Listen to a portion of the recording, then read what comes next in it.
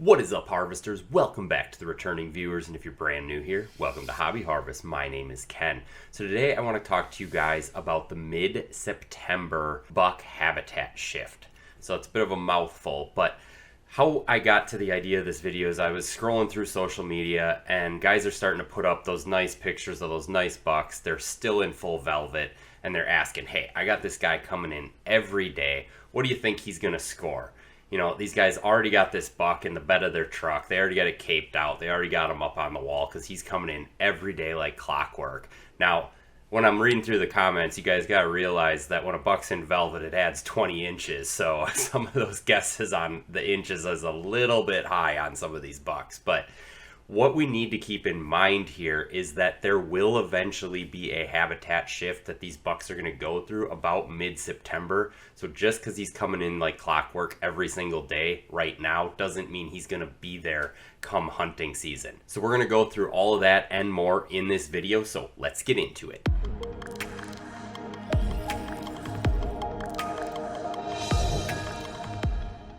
So the first thing that we need to understand is why this is happening or how this is happening. In the spring, when everything starts to green up and everything with a twig starts to grow a leaf on it, what is happening in the deer woods is those deer were just coming out of winter. So depending on how far north or south you are, those bucks and does, all of the deer herd for that matter, in the further northern area is going to have gone through a harsher winter.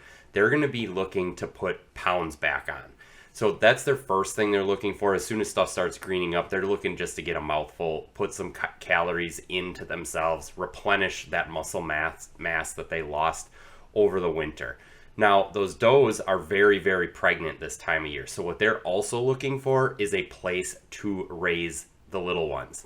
Those little ones are very vulnerable when they're first born. So those does are looking for the thickest cover in the woods in the spring, and that's where those fawning grounds are going to be. So that thickest part of your woods in the spring, does and fawns, and the does are going to actually spread out too. Each doe is going to kick away her previous year's fawns. This is actually the time of year the second most deer get hit on the road, the first being the rut. The second is in the spring when those does are kicking away their now almost year-old fawns away from them. She's going to do this by herself. She's going to find a spot and then she's going to raise that year's fawns. Now she's doing that in the thickest part of the woods. Now what the bucks are doing this time of year is they're starting to grow their antlers. As soon as they got some of that good nutrition, they started eating all of those green things that started popping up. That put their body into a cycle of, hey, I have nutrients now that not only could replenish my body, they can now also go into antler growth. And as they start growing antlers, they are very, very tender. And the bucks do not want to bump those on anything. So the bucks end up going into very open cover this time of year. So while the bucks are in velvet, they're always looking for an area that, yes, has quality food, but is also open. They do not want to be in thick cover this time of year because they don't want to wreck that velvet on anything. It hurts too much. So the does and the bucks are going to be in completely different areas of the woods this time of year. The bucks are also going to be in their bachelor group. So if you see one buck, there should be others around him this time of year. This is the buck's time to go out, be social, be in those open fields, be in those open hardwoods, wherever they can still have food, but also not thick cover. And now the does, on the other hand, they also want to be near a decent food source, but in thick cover. This plays out this way all the way until about the middle of September. That is when there is this habitat shift by the deer herd, the bucks and the does. So what's going to happen about the middle of September is those does and those fawns are on their feet. They can move. Those fawns are a lot more mobile now. That doe is going to meet back up with maybe her sister, maybe last year's doe fawn. They're going to start to form those doe family groups that are just all does and fawns. These are going to be those big herds of deer you guys see coming through the woods when you're deer hunting. That they're going to leave that thick cover and they're going to move to the best available food source. So as the natural habitat starts to decline as we head into fall, they are going to go look for where is the best food source. So if you guys have food plots out there, this is an awesome time of year that you're going to attract all of these doe family groups. They are going to then set up new bedding areas in that first available area of bedding adjacent to these high quality food sources. So this is how you're really going to keep your does from point A to point B, and that might only be like 50 yards away from it. They will literally bed down on the side of a food plot if it's a decent bedding area there. So, okay, well, what are the bucks doing? Well, the bucks are going to start to lose their velvet, and it's almost like they were out there partying, they were having a good time, and all of a sudden, one of them said something, and it upset all the other ones, and they start sparring a little bit, and they start poking at each other, and they start getting in.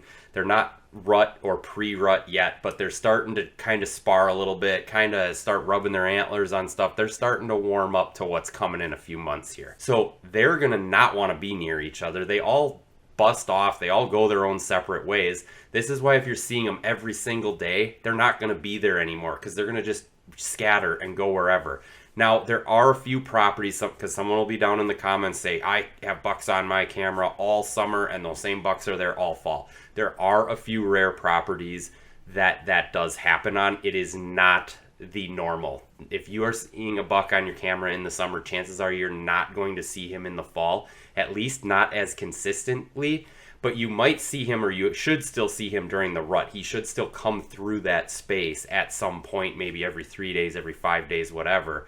But that's not his home anymore like it was all summer. So those bucks scatter, they go out wherever and however, usually to last year's bedding area. They'll go check that out and check out number 2 and number 3 on their list as well. But what they're now looking for is thick cover. So a lot of times, if you had thick cover in the spring, so you had a bunch of does and fawns on your camera in the spring, that's now going to be where those bucks are headed to. Because a lot of times what's thick in the spring is also thick in the fall. Not always. So you're definitely looking for what is thick cover in the fall. Now, he also needs food, right? Well, bucks, though, are willing to travel a lot further to a food source as long as they have good cover. So their cover, where their bedding areas, these buck bedding areas, are going to be very, very good bedding areas. And they will put up with a food source that's not that optimal top food source. So those does are looking for that top food source this time of year. Those bucks are looking for that top bedding area this time of year. And they will, of course, intermingle as we head into the rut. But for the most part, you're looking for heavy cover in the fall, which is something they were not looking for in the summer. That's why we see this shift. Now, because those bucks are splitting up and separating, this can make this kind of seem random. They're really just kind of looking for their own place. So imagine all of these bucks were sharing an apartment together. They all got sick of each other and they all decided, I need my own place. I'm going to go move out. And they all go find their own place. Well, those could be across town from each other. They don't need to be right adjacent to each other. These bucks are still going to come in and relate to the same areas they were as they move. Now, the majority of a deer's movement's at night. So in order to hunt them during the daylight, we need this bedding area and whatever food source they're using to be near your property if you want to see him during the daylight hours and not just catch a midnight picture of him on that camera that you were seeing him all day, day in, day out, all summer long. This is also, as an aside here, when guys say that their bucks went nocturnal, this is sometimes what they mean. They're seeing these bucks all summer long on camera. They then go through this transitional period and now they're only seeing him at night. Well, that's because his bedding area is now way far away. He's not using that same bedding area in the open area anymore. It just takes him a while to get back over here to check stuff out, but it's in the middle of the night, so your chances of hunting him on that spot in the daylight, not likely, because you need to be hunting him over where he is now. Well, so last part of this video is going to be, well, how do we make our property that attracts all of the bucks, regardless of where they were, to our property so that we can hunt them in the daylight? So I alluded to this already. You do need that thick cover. We can do a video on how to create buck bedding area. So you want to get rid of any high canopy trees. You want the sunlight to beat down on the ground and grow up everything super thick from the ground to like 10 feet high. Once it gets taller than 10 feet, it's not doing you too much good anymore, unless it's, of course, like an oak tree or something that's dropping you a ton of acorns. But once it gets higher than that, the deer aren't using it, especially for these bedding areas. So you really got to make sure you're thickening up areas of your woods. Now, like I said, those bucks were all sort of looking for their own place to live.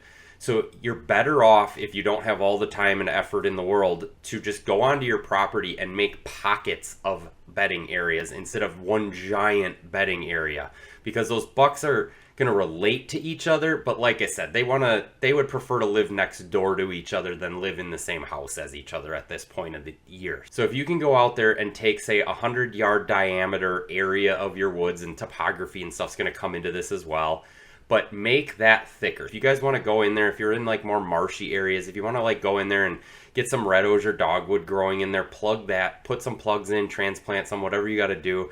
If you guys, even like stuff like box elder trees, if you have existing box elder trees, don't cut them off at the ground. Cut them off at like a foot or two off the ground, and then that will shoot up all sorts of thick growth for you guys too. If you're in those more wet areas, that's where these bucks are gonna go. They're gonna use these as their bedding areas. Now they do need a food source somewhere nearby. Now it doesn't have to be immediately adjacent to it like those does and fawns are gonna do. And if you do have food plots, keep in mind that those does and fawns are going to bed immediately next to it, or whatever the first available bedding area is. So if you have your food plot here and it's a half a mile till the first area of like quality bedding, the does might bed a half mile away to relate to your food plot. But the problem is now those bucks are like a mile away. So are we going to even get them onto your property before it gets dark out? Maybe not. So we want all these things closer. If you can stack those does and fawns up next to a big food plot, that takes care of those does and fawns on your property. But now you need another layer of bedding beyond that. And those like intermediate age bucks, they're usually going to be in that next layer. Those old mature bucks, they're going to be in that deep dark corner of your property or on someone else's property as they relate to these food sources. So I did another video recently about how to create like the perfect kill plot or buck plot. So you guys can really put in these big, nice, high quality food sources to kind of control where your does are. And if you put that one little honey hole kill plot back adjacent to all of this, but on that buck's chance to get to where these does and fawns are, he's going to prefer to eat at that small food plot as long as you can somehow control that small food plot's not overrun with the does and the fawns, which of course you do by having that bigger high quality food plot out there. There's ways to manipulate all of this on your property. Ideally, you want to have that high quality food source, takes care of your does and fawns. If you can then have layers of bedding areas going back into your property, into the dark back corner of your property. You don't want these to be like near the road or how you access or anything. These need to be that untouched back part of your property. Now, yeah, we can hunt bedding areas in a morning hunt if your property's perfectly set up for that. I prefer to much more hunt the line of movement coming in and out of those bedding areas and to and fro from those food sources than to set up on the actual attraction itself. Reason being, you're more likely to bust deer on the attraction because they spend more time on the attraction. You want them to move past you, you shoot them or you don't, and they're gone. You don't have to risk sitting there in the same space as them for like 20 minutes. The wind swirls down to them, they smell you, they're busted out, they're not coming back for weeks, and that screws up your whole area of your property because you busted some deer or they got that whiff of human while they were out there. So you really want to just like ideally have them move through an area. You can create a funnel there. I have other videos on that if you guys are interested in that. And of course, set up cameras on there too so you can see if they are coming through there and what's coming through there, when they're coming through there, all that kind of stuff that we use trail cameras for. That's a good time to introduce this video sponsor. We are sponsored by Guard Pro Trail Cameras. We have a discount code down in the description below. That'll save you guys 15% on everything on their website. I recently had one of you guys reach out to me, say that you got some cameras from them and were just amazed at the high quality of the videos and pictures that they give you. Guys, this company's been around since 2019. I've been using them since 2020, and I have to say they were very good quality. I even have the funny thing here, I'll tell you a story. Wives of guys I know who hunt, so they're used to seeing their husband showing them trail cam pictures, videos, or whatever. I was just sitting checking out videos on my laptop, and they were like, wow, that is so high quality. So even someone who's not necessarily a hunter, but a hunter adjacent, can look at these and say, wow, they're just so much better. So if you guys are having issues with the brand that you're using, you want to upgrade that quality, go check these out. There's discount code 15% off down in the description. It'll save you guys some money on that as well. So once we get these deer through this funnel that we had these cams set up on, we want to make sure that we are hunting this correctly. So get in, get out undetected. Make sure these stands are set up in a place where you're not going to bust everything off of them as you're getting in and out. But just understand that this is what you guys are going for. These deer are going to shift their habitat at about the middle of September. This is why they're doing it. This is what they're looking for. If you can build this on your property is going to be the one they all come to. And this is what my properties are set up for. I have very few bucks on camera all summer long. Have one little spike in there. He's probably 6 months old. He's in one of my plots every single day like clockwork. Now the reason why he's in there is because he's a little buck. He only has little spikes, so he doesn't have to worry about busting that on all of the thick cover in the area. But guess what happens September? All of a sudden I go from like 95% does and 5% bucks wandering through to like 50-50. I get all the bucks coming in. Those does actually kind of get pushed out. Those bucks will get a little bit more pushy with them to like, hey, get out of here. This is my food source. And that's what happens on all of the properties that I manage.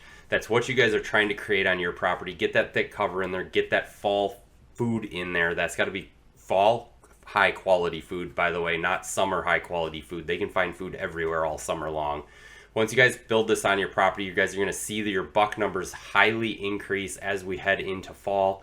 You are going to not have to worry about, hey, did I have that buck on camera all summer? It doesn't matter if he's on your neighbor's camera all summer. He's going to be on your camera all fall. And that's how you're going to hunt him. That's how you're going to get him. If you guys feel like you got some value out of this video, go ahead, hit that like button, hit that subscribe button if you haven't already. If you enjoyed this video, YouTube thinks you're going to enjoy this one. Otherwise, go check out this one, and I'll catch you guys on the next one.